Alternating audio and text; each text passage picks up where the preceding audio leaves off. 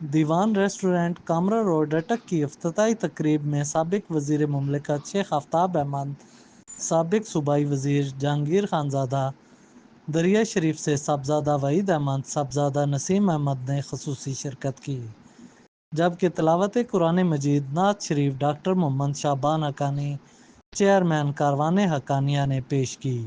اختتامی دعا علامہ مفتی ابو طیب رفاقت علی حقانی، صدر جمعیت علماء پاکستان ضلع اٹک نے کرتے ہوئے کہا کہ محنت کرنے والے اللہ تعالیٰ کو پسند ہیں۔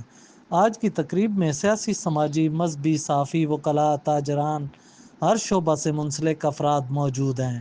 اللہ تعالیٰ ہماری دعاؤں کو حرمین شریفین میں قبولیت والی دعاؤں میں شامل فرمائے اور پوری امت مسلمہ کا مستقبل تابناک بنائے۔